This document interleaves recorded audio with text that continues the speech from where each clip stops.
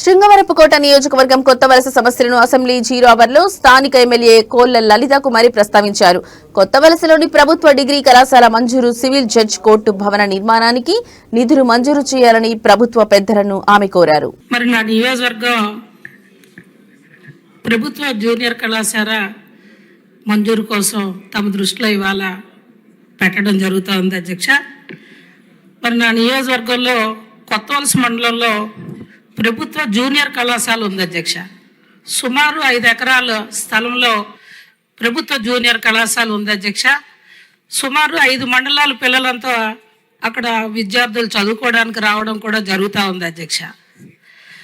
ప్రభుత్వం వారు 6 నెలల ముందు డిగ్రీ కళాశాల మంజూరు కోసం ప్రతిపాదనలు ప్రభుత్వం దృష్టిలో పెడితే సర్వే కూడా చేయడం జరిగింది అధ్యక్ష.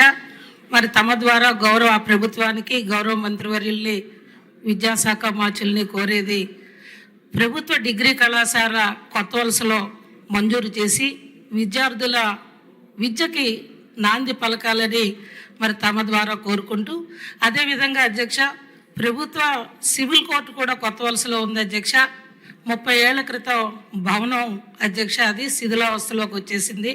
మరి దానికి కూడా నిధులు మంజూరు చేయమని తమ ద్వారా మరి ప్రభుత్వం దృష్టిలో పెడుతూ, మరి ప్రభుత్వం వారు వెంటనే ఈ 2 సమస్యలపై కొత్త వలసలో ప్రభుత్వ డిగ్రీ కళాశాల మంజూరు, కొత్త వలసలో ప్రభుత్వ సివిల్ కోర్టు భవన నిర్మాణానికి నిధులు మంజూరు చేయమని తమ ద్వారా కోరుకుంటున్నాను అధ్యక్ష. ధన్యవాదాలు అధ్యక్ష. డాక్టర్ అరవింద్ బాబు గారు.